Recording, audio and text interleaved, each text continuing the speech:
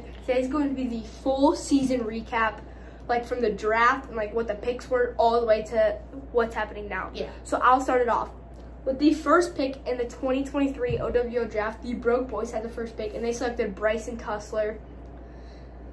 With the second pick from the Poison Predators, it was actually via the Midwest Monkeys, but the Poison Predators got it, and they took Jax Burkhart, which was a terrible pick.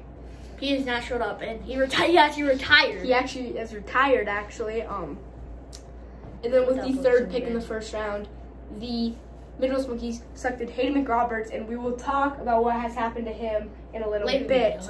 Yeah. And then in the second round, the Broke Boys had the first pick, and they, who'd you guys think? Tucker Hayes, which is no longer on the team. We will get to that later, though. Then, with the pick, the Poison Predators selected Bryce Demuth, who's actually, I think, the steal of the draft. He may not be the fastest, but he's shown up to almost every game that the Poison Predators played. And with the last pick, he had to show up. I don't think he ever will. Hayden Penny from the Midwest Monkeys. I think we all know who had the worst draft, the Midwest Monkeys, without a doubt, because, yeah, okay. And then, so after the first game and opening day. No, let's like.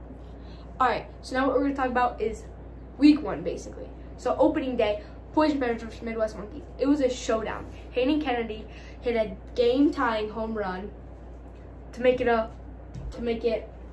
tie game. After we were up by 5, and I end up pitching and giving up 5 runs to make it 9-7. I hit a 2-run home run to tie up the game, and then we go to end up winning that game with Bryce Demuth hitting a walk-off single. So that moved the Poison Predators to 1-0, and then the Broke Boys played the Midwest Monkeys, and they absolutely killed them 12-1. It wasn't even close, moving them to 1-0. Yes. And then the Midwest Monkeys being 0-2. Week 2 comes around. The Broke Boys play the Poison Predators. It's a pretty good matchup. 3-1. Broke Boys win. Moves us to 1-1. Moves them to 2-0. Midwest Monkeys still 0-2. Next week, all I know, I don't remember much, but all I know is that they won and we won, and Midwest Monkeys lost another 2 games. That put them at 0-4. And then, Broke Boys, we're sitting at 2-1. We're sitting at 5-0. And the Midwest Monkeys are sitting at 0-4. And something happened. There were off-camera games played. 2 off-camera games played. They weren't supposed to be off-camera, but they were.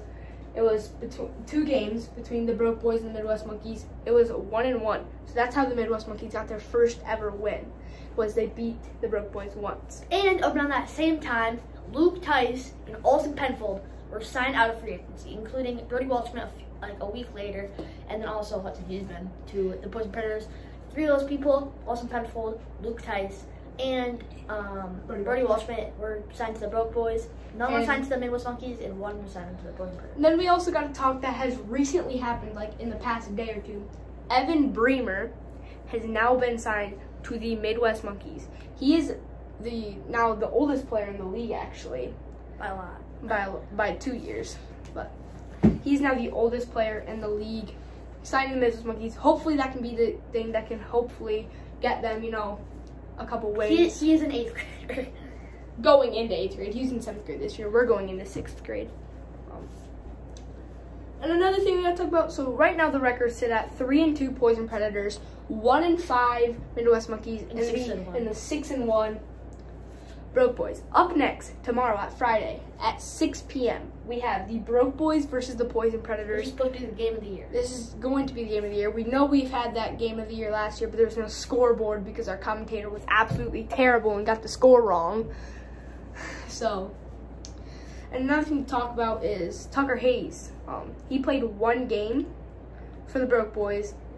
They did win that game against Midwest Monkeys, but then getting released right after that for Brody Waldschmidt, so he could sign. So they could sign Brody Waldschmidt, and then after that, what happened was Tucker Hayes was in free agency for about 2 weeks, right? And then the Poison Predators, I feel like we needed to add a little bit more speed. especially with me and Bryce, the duo usually being there every week. Now Jax Burkhardt, he's a fast guy, but he's now retired out of the league very early, not even playing the game. But so I added him to the lineup. He's played one game for us, and he had to sub in for the Midwest Monkeys. Let's talk about Austin Penfold now. Okay, so Austin Penfold, you know, he played for the Broke Boys. Well, he did pretty good, pitched pretty decently in the last game, but the Broke Boys general manager, me, A.J. Wiper, decided we need a change. We need a change from. We're trying to build a little faster team. And Austin Penfold's a little on the slower side, so we decided to trade Austin Penfold to the Midwest Monkeys, which is the worst team in the league, 1-5, for Hayden McRoberts, youngest player in the league, pretty good, probably top five. Actually, no, probably a little Like top 7 at least. Yeah, top 7. And 2 first-round picks, 2023, so this year, and then 2025, which is going to be in 2 years. And another thing I'd like to talk about Jax Burkhardt, we've always told him like when the games are, where we're playing. He just said that he didn't know where to go, and at this point it's kind of making me mad because I kind of wasted a pick. Like I could have had Hayden McRoberts, I could have had him, or I could have even like drafted Tucker Hayes in the first round, and like he never would have even gotten a chance to be on the Broke Boys. Yeah, and I'm your beast. Yeah, so as you can see in the interviews, he said he doesn't really care. He's like not mad, but he's not happy at the same time. Another thing that went down was Hudson Huseman. He was a free agent, signed to the Poison Predators. He said he's been really busy recently, which I currently don't believe. He said he's been busy. That's why he has not been able to show up. But well, you see the story, bro. He's hanging out with a bunch of other people. You see, he's hanging out with Jackson, McCoy. He's hanging out with a bunch of other people, so clearly that means he's not busy because he has free time to hang out with people. But yeah, so last thing we're going to talk about in this video is home runs. Currently, the standings are #1 in the league for home runs is A.J. Wiper, currently the leader in the Silver Slugger Award and the Cy Young Award. I'm currently the Gold Glove candidate. A.J. Wiper, he's catching me, and I'm catching him for Cy Young. But he has, how many home runs do you have? 3. I have 2. Brody Walshman has 1. Tucker Hayes has 1. And Bryson Tussler has 1 as well.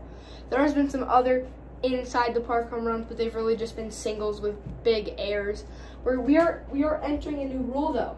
That rule is if the ball goes into like the big tree thing, the pines, which is our field name. If it goes into the pines, it is just like it's like out of play. You just move to the next base. So if you're at first base and the ball goes out of play, you move to second base.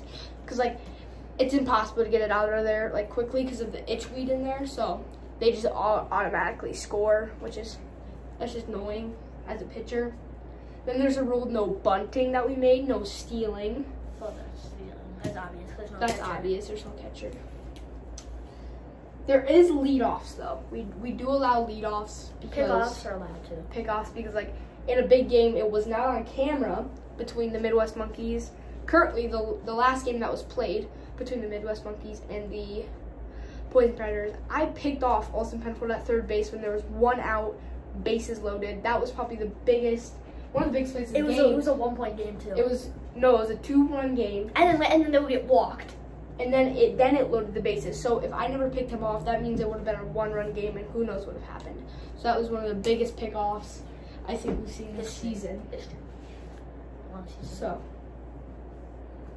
yeah, that's gonna be the end of the video, and bye.